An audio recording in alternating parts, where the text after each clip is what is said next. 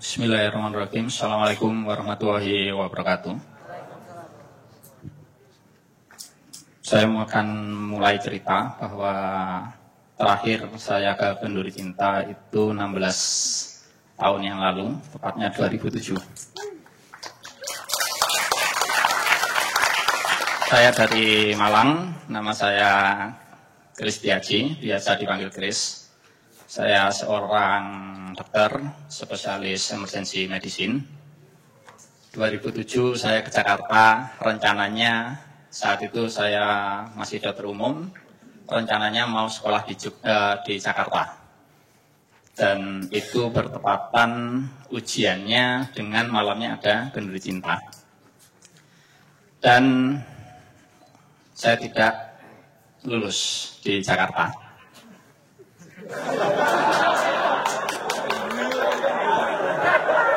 Enggak apa-apa, saya nemen yang enggak lulus kan ya. Yang tidak lulus,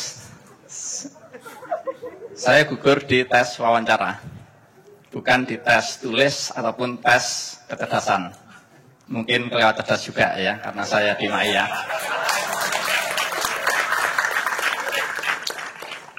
Ternyata yang uji saya lebih pintar. Ketika semua ditanya bagaimana cara menolong orang gawat ini. Kayaknya pengujinya udah tahu, saya pasti akan tahu jawabannya. Dan saya yang pasti tidak bisa jawab ketika ditanya, nanti kamu sekolah siapa yang biayai? Saya benar-benar nggak bisa jawab. Karena saya memang modalnya ngayah, nekat. Ya. Oke. Dan ketika jawaban itu akhirnya, saya sudah tahu bahwa itu akan gagal pertanyaan itu. Tapi malamnya saya mendapat hiburan yang luar biasa di Kenduri Cinta dan saya masih ingat sampai hari ini. Karena ini nanti terkait dengan pertanyaan tadi, apa sebenarnya Ma'iyah. Saya ingat sedikit cerita. Jadi saya dari Malang, saya tidak pernah pergi kemana-mana, sekalinya ke Jakarta, saya bingung. Maka waktu itu pun saya ke Taman Ismail Marzuki ini saya bingung gitu. Bingung ini naik apa ke ini dan saya nginep di mana itu saya juga lupa. Singkat saya di daerah Lebak Bulus sana. Singkat cerita saya janji suatu saat Jakarta akan saya taklukkan dan hari ini 16 tahun sudah lewat. Ya, ternyata saya masih tetap bingung.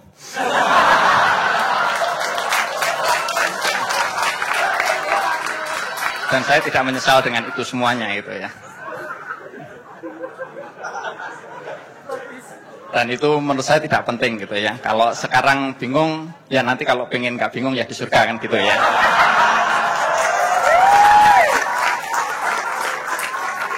Singkat cerita, malam saya di sini, Mbah Nun tiba-tiba naik panggung. Saya lupa, seingat saya itu nggak ada salam, nggak ada apa.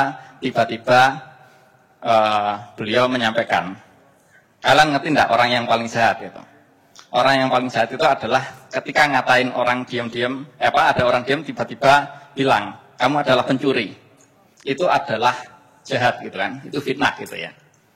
Tapi itu kejahatan level 1. Kemudian ada yang lebih jahat lagi dari itu. Yaitu ketika ada anak yang duduk diam-diam terus Anda bilang bahwa, kamu adalah anak pelacur. Itu. Ada nggak yang lebih jahat dari itu? Nggak ada yang bisa jawab. Akhirnya Mbah Nun tanya-tanya sendiri, dijawab-jawab sendiri ya.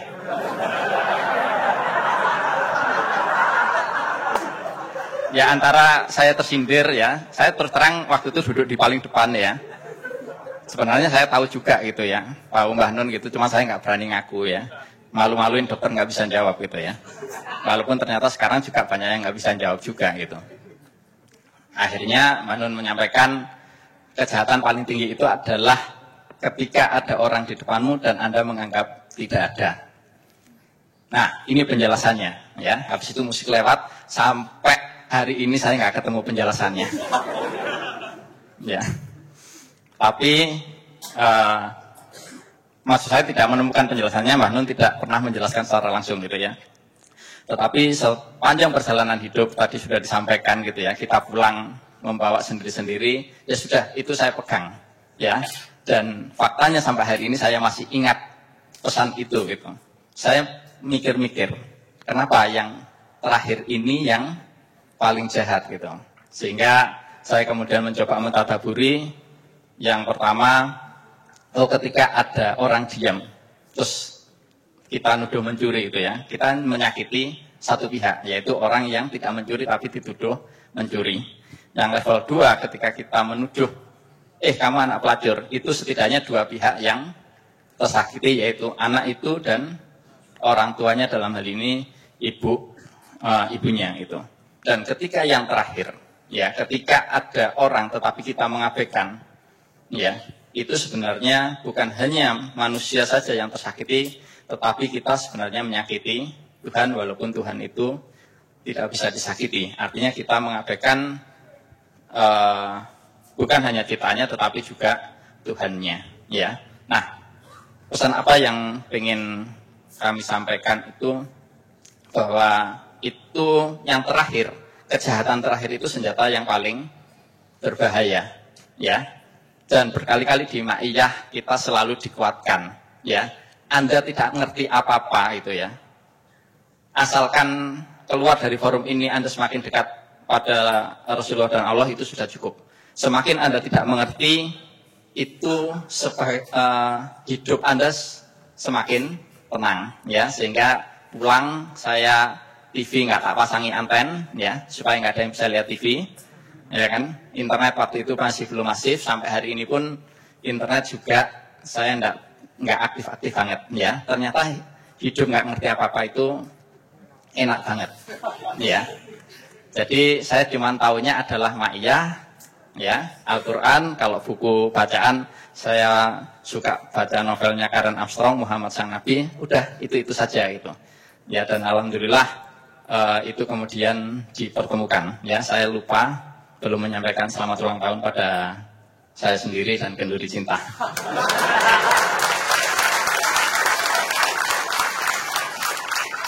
Karena tanggalnya mepet-mepet, jadi ya otomatis harusnya saya sudah kemarin ngasih selamat pada Kenduri Cinta. Saya 11 Juni, Mas Afran kalau nggak salah 10 Juni ya. Kenduri Cinta sekarang, Mas.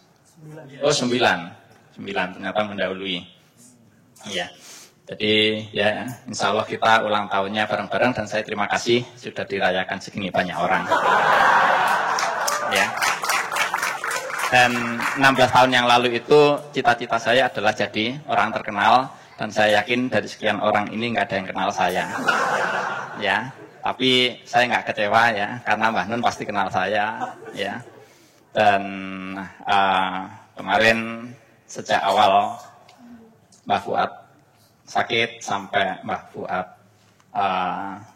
terakhir di rumah sakit, kami yang mendampingi, saya dengan mahasiswa-mahasiswa saya, dan hari ini juga bertepatan dengan 100 hari meninggalnya ibu saya di tengah-tengah merawat Ustaz Fuad.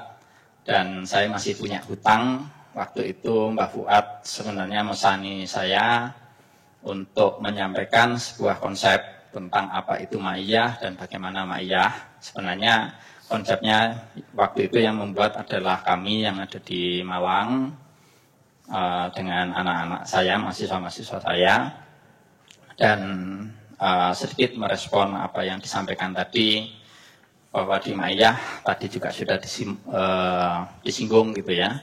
Ma'iyah itu suatu ketika di padang bulan kita mendiskusikan tentang air atau H2O.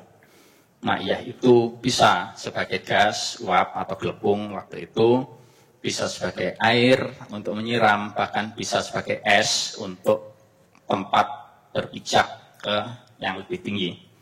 Artinya bahwa di Ma'iyah kita belajar fleksibel, ya.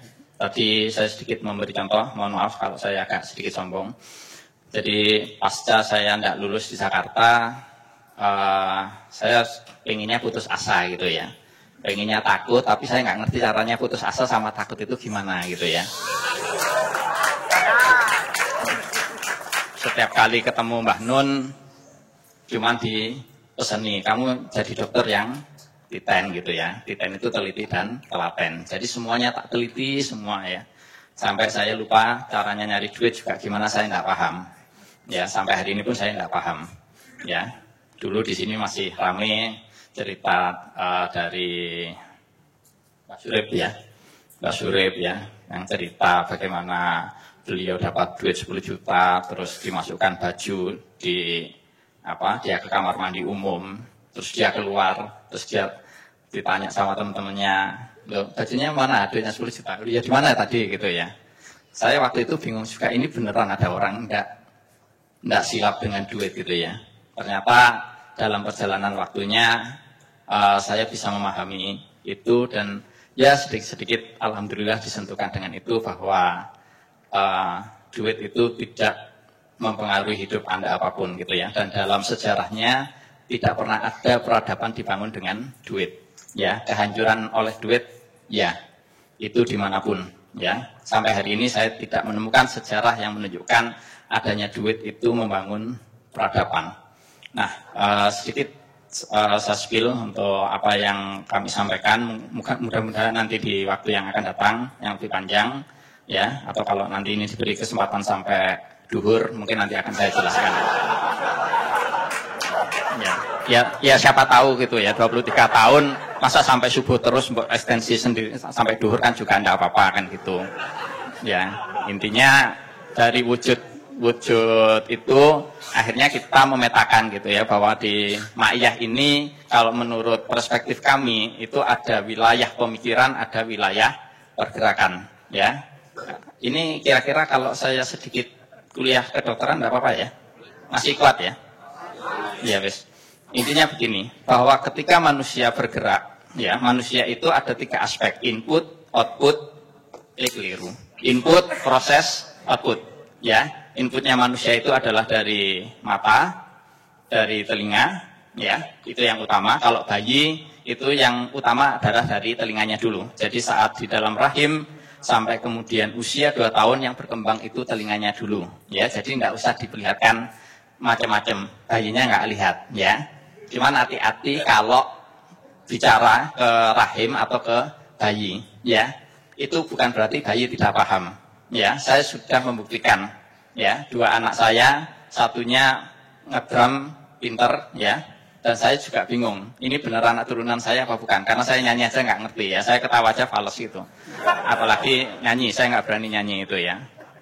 Dan saya ingat banget karena anak nomor 2 itu selalu saya tidurkan ya ketika Kiai Kanjeng manggung itu ya, dan beliau sangat ngefans sama almarhum Mas Zainul sampai ikut, pokoknya piring dibuat terbangan segala macam itu ya. Anak pertama saya juga saya paparkan, tetapi saya sering nuturi anak saya gitu ya, dan itu saya dapatnya di mana, bukan di Fakultas Kedokteran ya, di Fakultas Ma'iyah, bukan di Universitas Ma'iyah ya, universal gitu ya, dan itu Mbah Nun ya, dan saya yakin Mbah Nun sudah lupa kapan ngasih nasihat saya ya, saking banyaknya kebaikan beliau ya. Kalau saya mengumpamakan kebaikannya beliau itu adalah awan gitu ya, yang bisa dilihat tapi kalau dipegang nggak bisa gitu ya, dan kita berharap kebaikan itu akan apa istilahnya itu jadi padat gitu ya. Padahal kalau awan jadi padat itu timbulnya adalah bencana ya, maka kebaikan biarlah tetap seperti awan.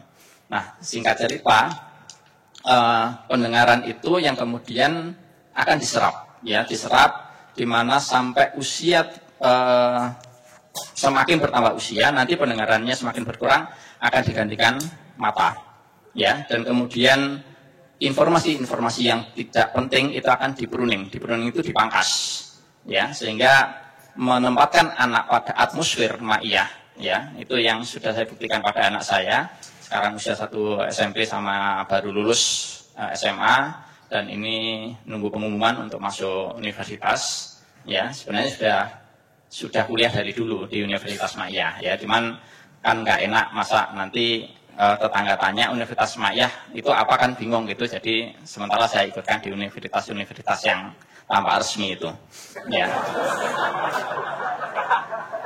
yang sebenarnya nggak resmi-resmi banget gitu ya. Dan saya sendiri bentar, itu nanti dulu.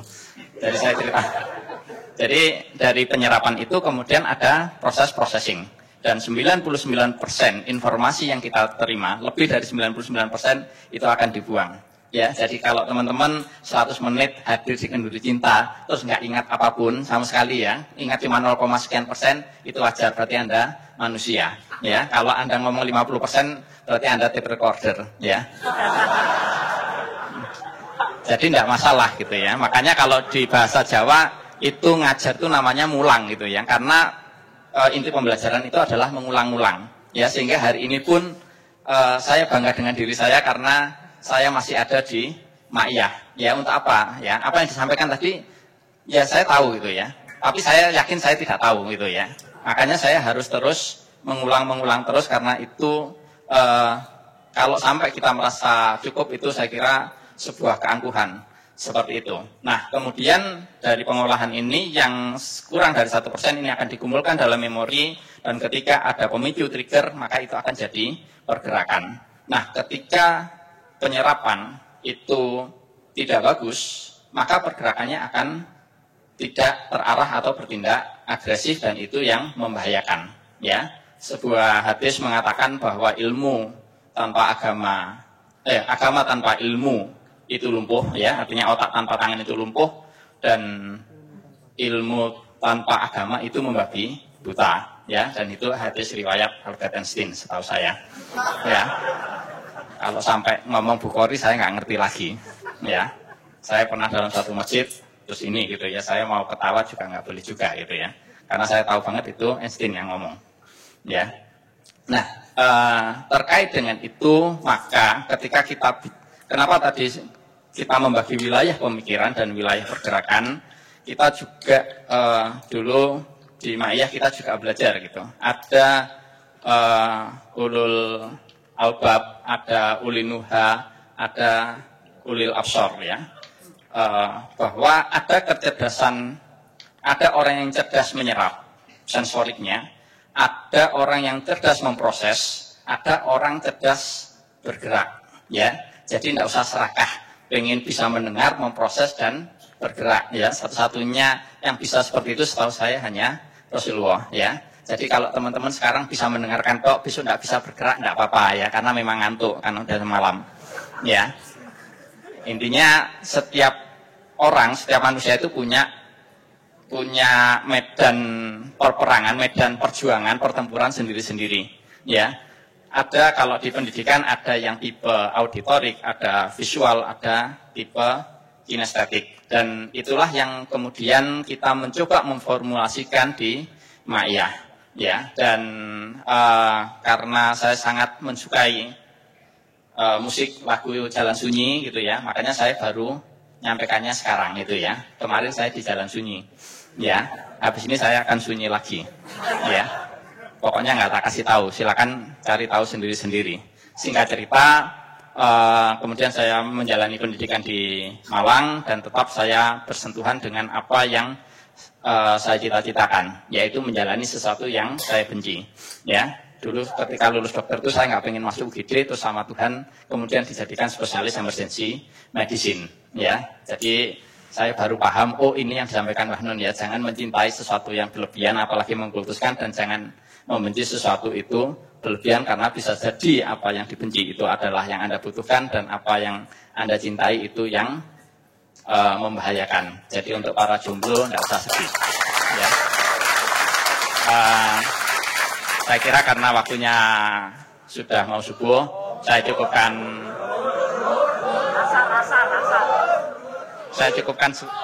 dulu ya, Mas Fahmi. Moga-moga nanti diperjalankan untuk bertemu lagi, ya. Moga-moga sekian banyak saudara-saudara baru saya diperjalankan ke Malang, ya. Bukan saya yang kesini, ya. Ya, Ma'iyah itu ya anti mainstream lah, ya. Kalau satu orang kesini ya lain kali teman-teman bedol desa ke sana lah, bedol kota, ya. Saya kira itu yang respon dari kami, Mas Fahmi, Mbah Nun. Mohon maaf atas kekurangannya. Wassalamualaikum warahmatullahi wabarakatuh. Waalaikumsalam warahmatullahi wabarakatuh. Bingung nggak? Bingung ya? Kalau bingung di mana? Saya takutnya tadi setelah salam sambil nyanyi dia. Nggak usah saya lanjutin lah, teman-teman tahu. Ya, jadi Dokter Kris ini salah satu penggiat Mayah di Malang. Jadi di Malang ada salah satu simpul Mayah, yaitu religi, Mayah Rebolegi, yang tadi sedikit diceritakan waktu itu. Salah satu tempat atau markasnya itu di rumahnya almarhum Cak Fuad yang berpulang awal tahun lalu. Jadi Dokter Kris ini memang menemani teman-teman yang ada di Malang dan juga aktif lah di beberapa kegiatan juga.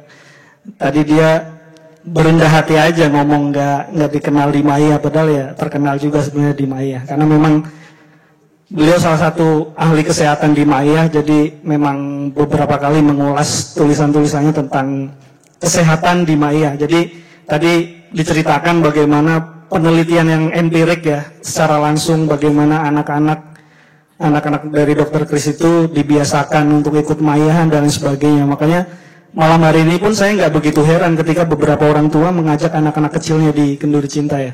Ada yang mungkin anak-anak kecil itu di sini cuman ikut main-main atau mungkin tidur ya, seperti tadi yang diceritakan oleh Dokter Kris. Tapi ya seperti yang tadi disampaikan oleh Cak Nun juga bahwa dia akan merekam memorinya gitu ya. Jadi kalau tadi secara langsung Dokter Kris menceritakan bagaimana perkembangan anak-anaknya begitu setelah bersentuhan dengan Maiyah, dia memiliki ya mungkin kelebihan ya atau sesuatu yang tadi Dokter Kris sampaikan di luar dari ekspektasinya ya. Dia pintar main musik, dia mungkin dari cara berpikirnya, cara bergaulnya dan lain sebagainya. Ya itu nanti mungkin bisa dikonsultasikan lebih lanjut bagi teman-teman yang sudah punya anak kecil, bagaimana pengalaman empirik ternyata begadang menyehatkan juga. Itu. Jadi mungkin itu sedikit monggo Mbak Hanan. Sebelum saya minta maaf sama Chris ya, saya akan jelaskan kenapa minta maaf ya. Pertama ini, nek kon kepeduk di omahmu tandik dalan batang tikus mambu toh. Anda pernah nggak membayangkan, tanya sama Chris, hidungmu menyerap informasi tentang bau itu. Kemudian dia lapor ke otak, betul enggak? Kemudian untuk berbuat apa itu yang menentukan hati. Irodah dan amar itu di hati. Kalau di sini asistennya untuk berpikir.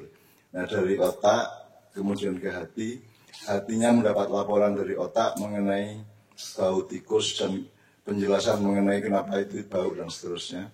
Kemudian hati mengambil keputusan kalau gitu kamu segera pergi dari tempat itu. Nah yang eksekusi itu otakmu, betul enggak? Ya guys, yang eksekusi itu otakmu. Jadi ada perjalanan dari bau tikus ke lewat mata dan hidung, lapor ke otak, kemudian konsultasi ke hati, terus hati ambil keputusan, yang disuruh eksekusi adalah otaknya. Tapi kan Anda menjalani, misalnya Anda langsung menghindar toh, itu dalam waktu mungkin 1 sekon, 2 sekon Anda sudah menghindar atau lari dari bau tikus itu. Padahal sesungguhnya itu berlangsung satu proses birokrasi dan maintenance di dalam diri Anda sedemikian rupa, dan itu seperti sebuah negara, seperti sebuah birokrasi yang ruwet. Jadi Anda kan bisanya kan tahunya kan Anda langsung pergi ambu ya. Padahal itu kan ada speed birokrasi yang luar biasa dalam diri Anda. Itu sama dengan besok tanggal 19 Anda lihat Messi ya.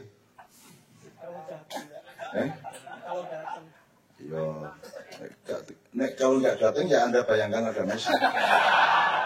Anda tiru Bambang Ikalaya, karena Bambang Ikalaya itu berguru kepada patungnya Pendeta Durna, sehingga semua muridnya Durna yang resmi itu kalah tanding melawan Bambang Ikalaya sampai dia dibunuh oleh Krishna, gitu kan. Jadi arek kan ya kuliah ya rega, tapi kan Anda ketemu sama ilmu sejati dan Anda tidak menyadari prosesnya, itu sebenarnya satu proses yang logis semuanya. Sampai Anda meninggalkan bau tikus itu Anda tinggalkan atau Anda buang atau Anda apakan, itu keputusan otakmu. Dan itu tingkat mekanisme birokrasinya kan ruwet sebenarnya, dari hidung, mata hidung ke otaknya berunding dulu. Gimana laporannya ke hati, terus hati yang ngambil keputusan itu rapat dulu, ada sidang kabinet di hatimu gitu ya. Terus ambil keputusan, terus eksekusi. Jadi ada empat tahap. Dan itu berlangsung tidak sampai 1 detik, betul enggak? Maka kalau Messi nendang bola ngoper ke sana pada gol kedua Piala Dunia kemarin kan dia menghadap ke sana mas. Dia menerima bola dari sana, dari kanan. Kemudian tiba-tiba dia balik pakai kaki kiri yang masukkan bola, yang di belakangnya sebenarnya bolanya, ya Pak, gawangnya itu. Itu keputusan itu tidak mendadak. Itu jadi yang disebut spontanitas itu sebenarnya melalui birokrasi rasional yang sangat ruwet dan Chris bisa menjelaskan itu. Sebenarnya tidak segitu-segitu amat. Makanya jangan remehkan yang tadi ketiga tadi, jangan remehkan pencipta Anda itu jangan remehkan karena itu sungguh-sungguh beneran gitu ya. Dan saya mengalaminya terus-menerus, makanya itu saya meminta maaf sama Chris karena selama ini kita tidak punya kesempatan untuk ngobrol intensif karena dia kan contoh dari sarjana utama Maiyah, lulusan cum laude. Tapi kita berterima kasih karena selama hari-hari terakhir, bulan-bulan terakhir Cak Fuad itu sakit, itu 100% dikawal oleh beliau. Di rumah maupun di rumah sakit dengan dokter-dokter yang merupakan muridnya Pak Chris di sana. Ya, dan saya juga sudah sering diajak dia untuk datang ke tempat pos-pos kesehatan dia di desa-desa daerah Malang Raya sana gitu ya. Jadi konco-konco saya dari semuanya dia mohon Ali tadi kemudian ke teman dari Padang tadi abai ya. Jangan suka abai sama apa-apa ya. Jangan suka mengabaikan apa-apa, apalagi karena dosa yang terbesar adalah kalau mengabaikan ada makhluk Allah di depanmu, kamu mengabaikan, berarti kamu menghina Allah kan gitu. Itu kan terjadi pada politik juga. Dipikir rakyat itu nggak ada, dia bisa maling segitu banyak. Dipikir rakyat nggak ada gitu kan. Jadi itu dosanya. Saya kira Tuhan sedang bikin neraka baru lah, yang kira-kira kompatibel levelnya dengan dosa manusia gitu. Karena kalau neraka yang sudah ada, yang sudah sunnah atau yang default itu kayaknya kurang serem untuk menghukum manusia yang jelas kayak gitu. Yang dipikirnya rakyat tidak ada. Kita pikir pemerintah ternyata kumpulan pejabat. Kita pikir kumpulan pejabat ternyata adalah pedagang-pedagang yang menggunakan kekuasaan untuk berdagang, untuk kepentingan karier pribadi atau golongannya masing-masing gitu kan. Jadi ternyata kita pikir pemerintahan ternyata adalah kumpulan pedagang-pedagang yang rakus kan gitu kan. Kira-kira seperti itu ya. Itu kan berarti mengabaikan, kalau demokrasi ada pemilu berarti demokrasi itu kan demos kratos. Kalau demokrasi berarti subjek utama adalah rakyat. Nah kita rakyatnya sendiri juga tidak ingat bahwa demokrasi itu adalah subjek utamanya adalah mereka. Nah mereka itu bupati, jabat, kena KPK, dihukum sekian tahun, balik dipilih lagi jadi bupati kok. Piye coba? Rakyat piye iki? Terus menjabat lagi, dihukum lagi, dipilih lagi sampai 3 kali kok. Terus dia kena lagi, istrinya jadi piye lagi? Lu jabatan kok bojone terus bojone, terus anaknya, terus ponakane, terus besane, piye lagi? Kok demokrasi? Makanya jangan tanya mengenai apakah menurut Anda demokrasi sudah berlangsung di Indonesia. Maksudmu piye? Demokrasi yang mana gitu loh. Yang kita alami bersama itu bukan demos kratos kan gitu. Ya. Jadi kalau saran saya dari semua yang diomongkan sama Mas Ali tadi gini. Anda itu tidak akan dicatat oleh siapa-siapa. Jangan dipikir sejarawan akan mencatat Maiyah. Jangan dipikir wartawan akan mencatat Maiyah, akan mendokumentasi. Tidak, mereka tidak punya kepentingan. Apalagi Maiyah itu tidak bisa dicatat. Barang anyar kok. Dianggap pelem kok kaya jambu, dianggap jambu kok kaya ana rasa sawu, dianggap sawu tapi kaya ciplukan, dianggap ciplukan kok kaya kelopok. Makanya itu kan begitu melingkar sedemikian, bergetar sedemikian rupa. Jadi tidak ada algoritma atau metodologi untuk menampung Maiyah di seluruh dunia, tidak hanya di Indonesia, di seluruh dunia. Tidak ada. Jadi tidak mungkin mereka mencatat Anda, maka Anda yang harus mencatat sendiri. Jadi saya tidak membayangkan penggiat kenduri cinta untuk menginisiatif. Saya tuh bermimpi ada inisiator dari Jamaah Maiyah berkumpul sama teman-teman yang mau untuk nulis buku kenduri cinta gitu aja. Judulnya gampang kapan-kapan. Anda Cuman gini, Anda harus bebas, harus berdaulat dari beban-beban. Orang nulis itu nggak harus dari ilmuwan, Mas. Anda kan nggak nulis-nulis itu karena kudu ngene. Nah, itu yang buat saya dulu cepat nulis itu. Dan buku saya sampai 90 lebih itu ya. Itu karena saya nggak mikir itu. Nulis adalah nulis. Wong saya sudah kasih jalan kok. Supaya nggak stres gimana? Jangan stres. Selesai kok. Kalau mau nulis gimana? Yang bikin Anda nggak nulis karena Anda berpikir ilmuwan harus gini. Kalau Islam dia harus dari ulama, dia harus mengerti asbabul wurud, asbabun nuzul, harus mengerti tafsir macam-macam referensi. Enggak gitu, pokoknya suci saja. Anda merasakan apa tulisan. Nah, nanti ada yang menghimpun di antara Anda. Kita misalnya gini, ini ulang tahun ke-23, kita kasih waktu 2 tahun, mudah-mudahan ulang tahun ke-25 sudah terbit buku Maya Kenduri Cinta. Judulnya entah apa. Nah, siapa yang menginisiatif monggo? Harus ada organisatornya ya kira saya. Harus ada organisatornya. Saya memimpikan ada teman-teman kan sekarang kan etos nomor 1 sodako, maknanya adalah sodako. Anda itu sidik, asidikin. Anda itu adalah ahlus apa? Anda itu keluarga sidikin, alis sidikin. Gitu. Sidik itu artinya adalah orang yang karena hidupnya bersungguh-sungguh maka dia mustahil tidak bersodako. Jadi Abu Bakar As-Siddiq itu, sifat Rasulullah Siddiq itu kalau kamu memang siddiq, kamu sungguh-sungguh sebagai manusia, maka kamu mesti bersedekah. Pasti ada output yang namanya sedekah. Nah, Anda selama ini kan belum bersedekah, Anda cuma bersedekah diri Anda datang ke sini, saya belum bersedekah lebih dari 3. Jadi saya membayangkan Anda bersedekah dengan menerbitkan buku Kenduri Cinta 2 tahun lagi lah terbit itu. Entah siapa yang berinisiatif, Anda juga tidak usah nyari-nyari, biarin aja. Nanti Anda kasih peluang aja kalau ada yang mau umumkan sini biar maju dia umumkan. Ayo ini. Jadi dan itu kan tidak usah pakai aturan, tidak usah pakai aturan harus apa akademis metodologis apa tidak ada aturan. Pokoknya suci saja, murni saja Anda nulis apa. Saeling-elingmu. Tadi misalnya omongannya dia tadi di transkrip, rekamannya di transkrip kan. Sudah jadi satu artikel besar yang bagus itu tadi aja. Nah Anda kan bisa menulis sakarepmu kok, nulis sakarepmu, sesuci-sucimu saja. Jangan ngarang-ngarang, jangan cari-cari, jangan artifisial, jangan lebay-lebay. Udah pokoknya nulis saja yang jujur. Udah. Saya Kenduri Cinta tahun sekian, nggak usah strukturnya gimana, nggak usah. Sak metune ae, supaya wong ngising. Sak metune nanti jangan keluar ya. Kalau Anda menulis Anda nulis puisi, nulis saja.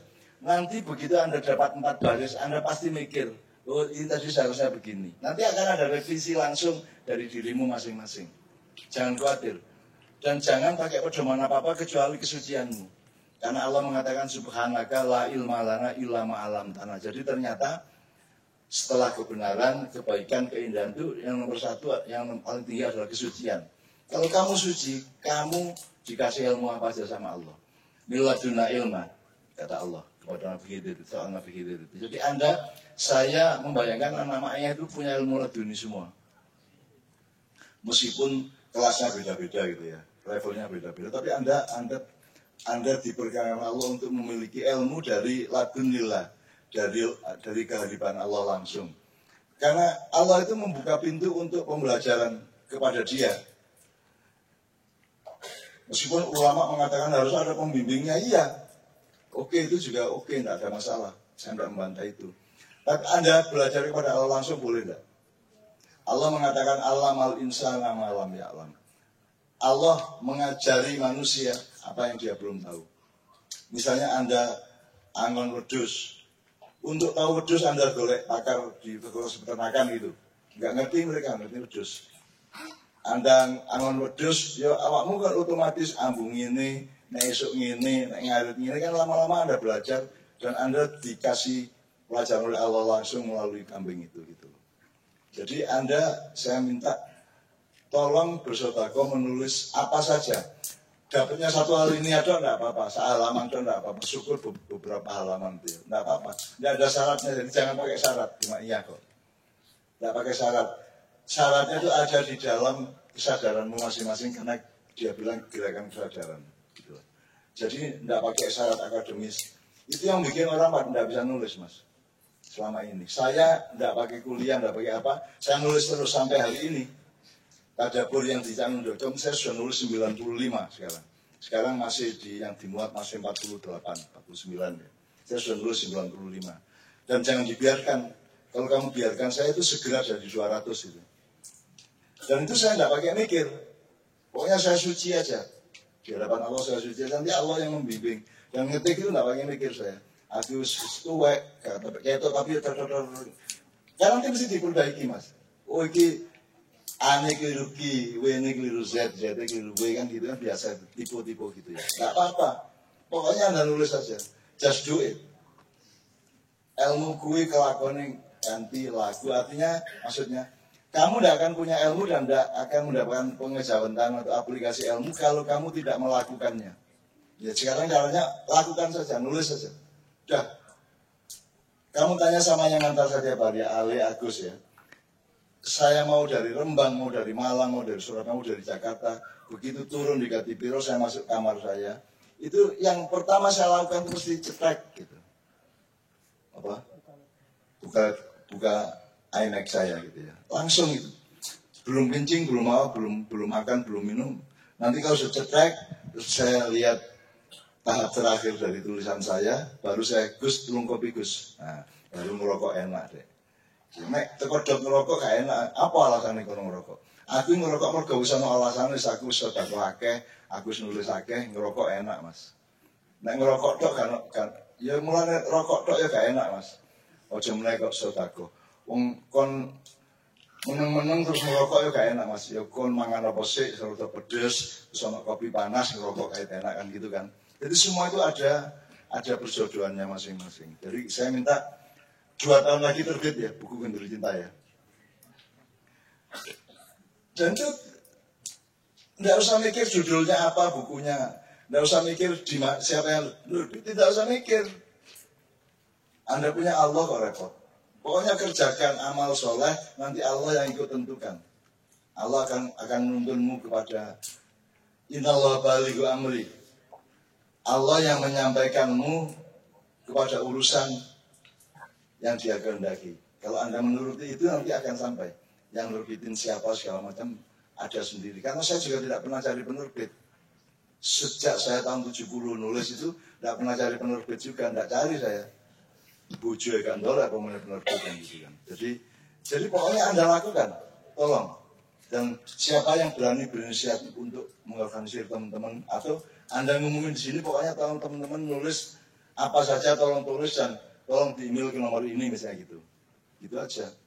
Tapi saya yakin Anda bisa, kalau nulisnya akademis, saya tuh sudah bayar banyak orang Mas untuk nulis Ma'iyah, nulis Kiai Kanjeng, nulis tentang saya. Saya sudah nulis banyak penulis. Tapi nggak ada yang jadi karena apa? Mereka bukan anak Ma'iyah kok.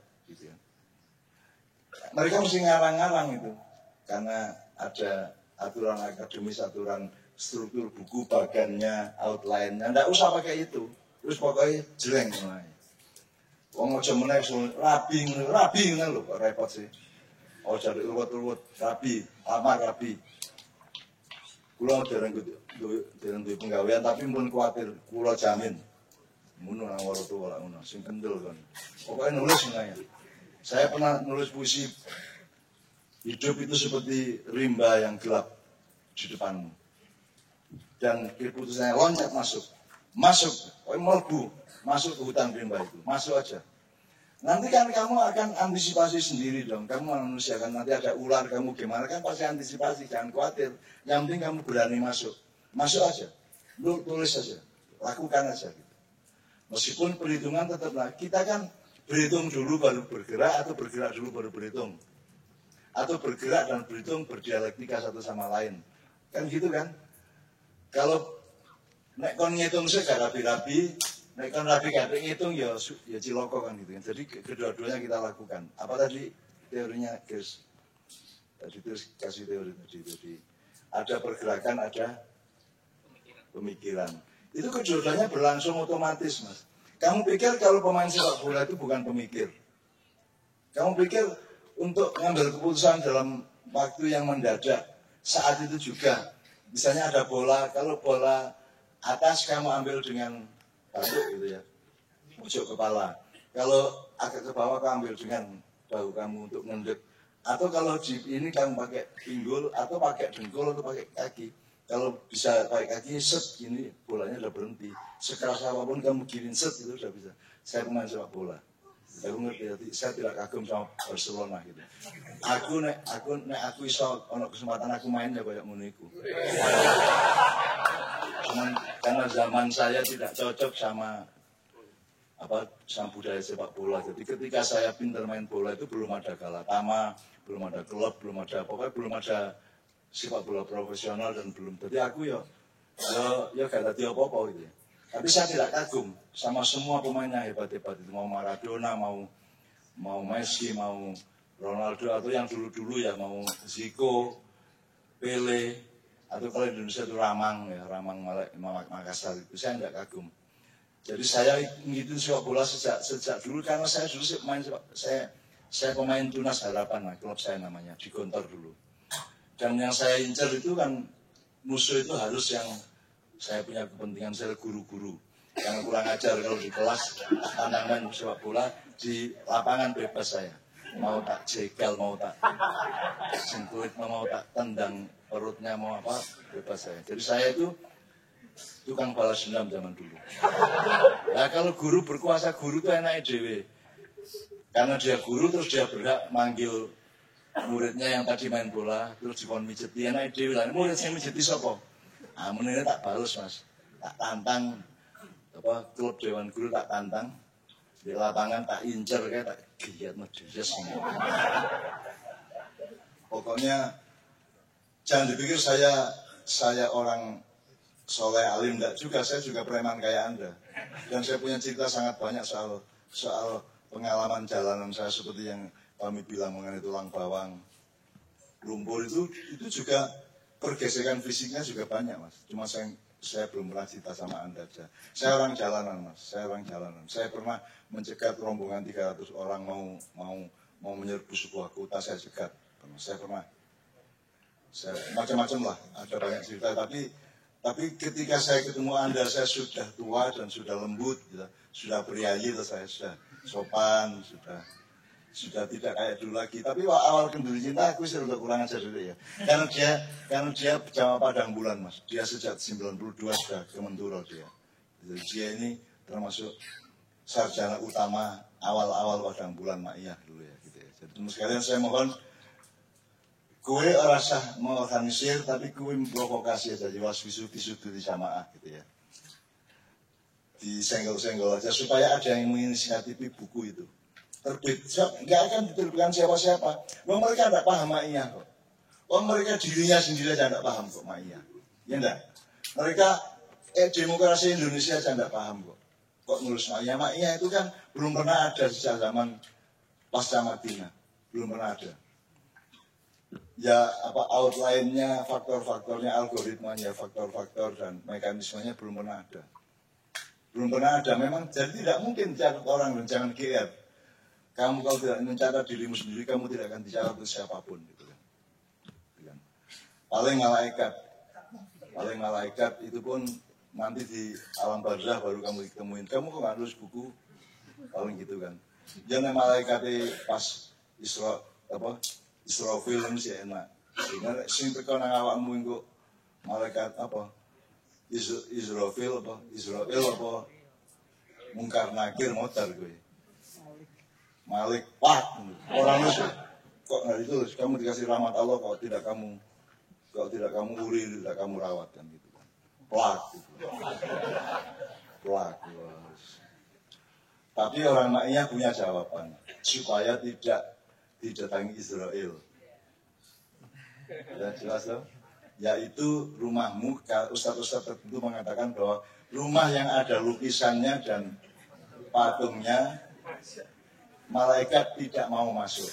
Ya sudah kalau mau umur panjang taruh patung sama lukisan di rumahmu. Israel mereka balik meneh. Akhirnya Jibril nemu dari gerdu kok gak orang mlebu enten lukisannya. Orang mati-mati gue. Nah, kalau kamu sudah capek hidup, ingin mati, jual lukisan itu mati kan. Ya. Jadi Chris tadi kan juga ngomong dibolak-balik itu kan tanda bahwa dia sangat berpengalaman di dalam cara berpikir Maya yang zigzag ya. Jadi ulang-alik, dialektis, zigzag, mupeng, kiri kanan gitu kan. Jadi kita memang ingin menjadi manusia yang mengubah keadaan yang beku ini menjadi aliran yang bergetar dan getaran yang mengalir sebagaimana rumusan surga oleh Allah Subhanahu wa taala. Oke, misalnya gitu ya. Saya doakan Anda, pokoknya aku serius sama Anda itu sangat serius. Sangat sungguh-sungguh saya sama Anda, tidak sedikit pun saya bermain-main. Dan semua itu ada, kalau Allah mengatakan la burhana lebih, jangan melakukan sesuatu yang Allah akan bilang la burhana lebih. Tidak ada alasannya, tidak ada argumentasinya. Setiap Anda melakukan sesuatu, Anda bertanggung jawab terhadap argumentasinya apa. Lu kok gini, kamu bisa jawab. Supaya Allah tidak mengatakan seperti surat Al-Mu'minun itu, afaqsitum annama khalaqnakum abatan. Kamu jangan pikir bahwa saya bikin kamu itu main-main lah. Kok kamu sekarang main-main? Saya itu serius sama kata Allah. Aku itu sungguh-sungguh, kamu jangan main-main. Dan kalau kamu mulai membelakangi aku, kamu berarti tidak punya argumentasi dalam hidupmu. Kenapa kamu membelakangi aku? Kata Allah seperti itu. Baca surat Al-Mu'minun biro ya. Al-Mu'minun ayat berapa lah? Doa itu lah. Anda harus punya Quran online gitu. Iya. Tapi kanca-kanca tak doain nanti. Pokoknya Anda dapat kejutan dari Allah. Pulang ke rumah nanti entah di rumah atau entah nunggu tidur dulu atau nunggu 1-2 hari dulu Anda dapat kejutan dari Allah. Amin ya rabbal alamin. Syukur Anda didatangi oleh apa yang Anda butuhkan. Anda dikasih rezeki Allah level pertama, level ketiga, yaitu Allah kasih langsung. Yang level kedua adalah Anda berbuat baik terus, maka mudah dapat penghidupan. Yang nomor 1 adalah kerja keras, gautinuku, sina'ah dan tijaroh ya. Tijaroh ya. Anda jual beli, Anda kerja di mana, Anda dapat pendapatan gitu ya. Tapi Anda akan mendapat yang kedua dan ketiga. Karena Anda bermainnya dengan setia dan suci, insya Allah rezekimu lebih mudah. Nomor 3, Allah kasih langsung. Tak tengah no. Tak tenggung, tukang ngomong aku bukan kasur, sopo lono duit. Amin ya rabbal alamin. Nek ana ya gak gumun sikit biyen gak ono. Sikit biyen tak wolak-walik gak ono. Tapi nek ono alhamdulillah ya toh. Ini teman sekalian ya. I love you all, I love you full. Assalamualaikum warahmatullahi wabarakatuh. Teman-teman, sebelum kita akhiri, kita berdoa sedikit untuk memulai acara. Kita bersama-sama diikuti ya. Bismillahirrahmanirrahim. Allahumma zalamuna fahfadna warhamna wansurna warzuqna. Allahumma zalamuna fahfadna warhamna wansurna warzuqna. Allahumma zalamuna fahfadna warhamna wansurna warzuqna. Rabbi anzini munzalan mubarakan wa anta khairul munzilin. Rabbi anzilni munzalan mubarakan wa anta khairul munzilin. Rabbi anzilni munzalan mubarakan wa anta khairul munzilin. Rabbi la tadharni fardan wa anta khairul warithin. Rabbi la tadharni fardan wa anta khairul warithin. Rabbi la tadharni fardan wa anta khairul warithin. Rabbana atina fid dunya hasanah wa fil akhirati hasanah wa qina adzaban nar. Subhana rabbika rabbil izzati amma yasifun wa salamun alal mursalin walhamdulillahi rabbil alamin. Assalamualaikum warahmatullahi wabarakatuh.